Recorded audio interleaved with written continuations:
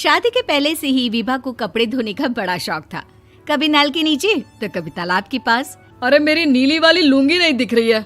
विभा की अम्मा, कहाँ रखी है लुंगी? अरे वो तो विभा ने परसों ही धोकर रखी थी आपकी अलमारी में, देखो वहीं होगी।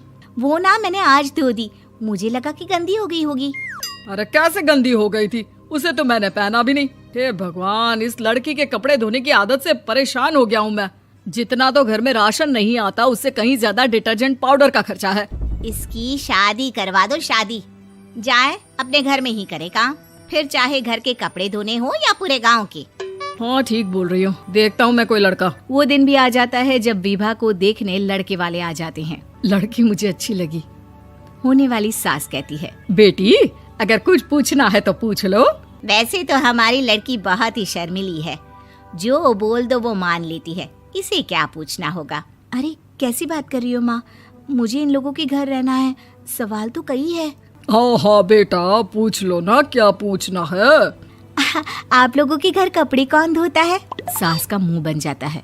देखो, अगर तुम ये कहना चाहती हो कि तुम्हें कपड़े धोने नहीं आते तो सुन लो, कपड़े मैं ही धोती हूँ, लेकिन तुम्हारे आ जाने के बाद मैं रुमाल तक नहीं धोऊंगी। अरे चुप रहना भाग्यवान, बहू बेचारी घर आई नहीं, उसे डराना शुरू कर दिया।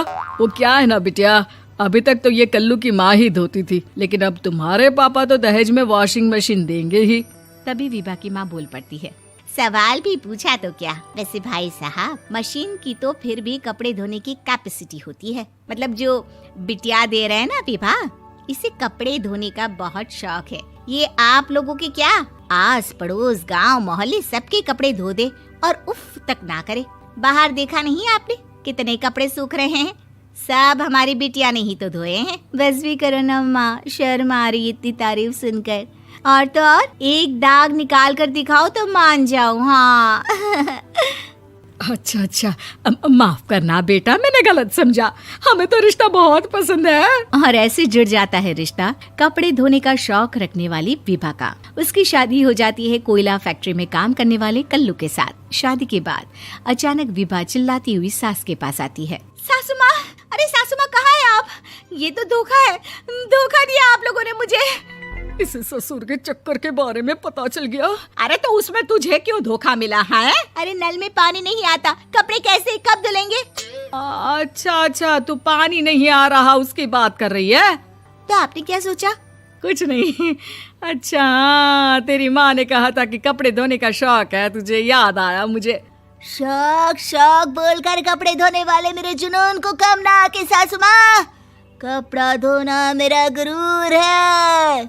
तभी पति भी वहाँ आ जाता है। अभी मैंने इसे सनी देओल की फिल्म दिखाई है, उसी के डायलॉग मार रही है माँ। अच्छा सुन, साफ साफ बता रही हूँ, पानी सुबह 4 से 6 और शाम को 10 से 12 आता है, समझी?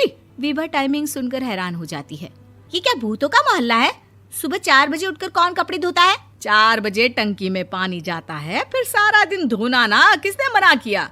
अरे कैसी बात कर रही हैं? 200 लीटर की टंकी में कितने कपड़े धो लूंगी मैं? सुबह ही उठ जाऊंगी मैं। अब क्या था, विभा सुबह 4 से लेकर रात के 12 बजे तक कपड़े ही धोती रहती।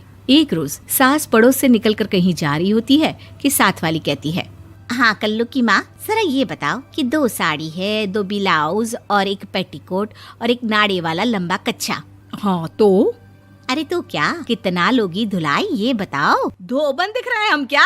हमारे पति सरकारी नौकरी से अभी रिटायर हुए हैं और बेटा सुपरवाइजर है कोयला फैक्ट्री में। धोबन समझ रखा है हमें?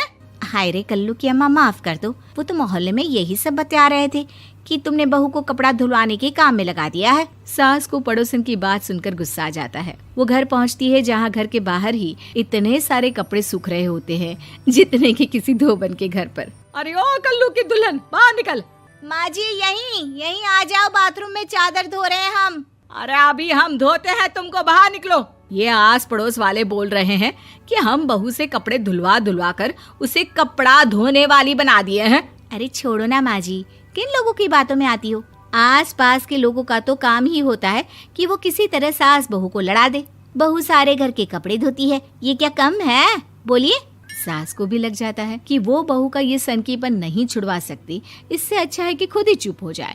एक रोज सास और बहू मंदिर जाते हैं, जहाँ सास की साड़ी वहाँ खड़ी भीख मांगने वाली से मिलती है। माँ जी क्या बात है, आपकी साड़ी उस भिखारन से कितनी मिल रही है ना? हाँ हाँ, देखो तो दोनों की साड़ी मिल रही है। क्या बात है कल्लू की अम्मा, तुम खुद को तो अफसर की बीवी बताती हो और ऐसी सिंपल सी प्लेन साड़ी पहनकर घूमती हो। सिंपल और प्लेन नहीं है ये साड़ी। तो क्या सोने के धागे से फूल बने हैं? कुछ भी सासू माँ, कुछ भी। हाँ, बने थे इस साड़ी में सोने के धागे से फूल। मेरे पति लेकर आए थे मद्रास से स्पेशली मेरे लिए 10,000 की। ताहे भाई साहब इस भिखारन के लिए भी सेम टू सेम साड़ी लेकर आए होंगे 10,000 की। सास उस वक्त तो कुछ नहीं कहती, लेकिन बहू के साथ घर आती है और अलमारी से एल्बम निकाल कर लाती है। ये साड़ी देख रही है, ये वही साड़ी है जिसे मैंने अभी पहना था। इस साड़ी में ये जो चमकदार फूल दिख रहे हैं ना, ये सोने के धागों से काटे गए हैं। लेकिन तू लोकल वॉशिंग मशीन ब्रश से घिस घिस कर सारे फूलों को निकाल कर साड़ी प्लेन कर दी। मुझे माफ कर दीजिए सासू माँ। और तो और, जब मैंने तुझे तेरी गलती के लिए कुछ नहीं कहा, लेकिन तूने तो सबके सामने मेरा मजाक ही बना दिया। क्यों? बहू को समझ में आ जाता है कि अब से उसका कपड़े धोना बंद।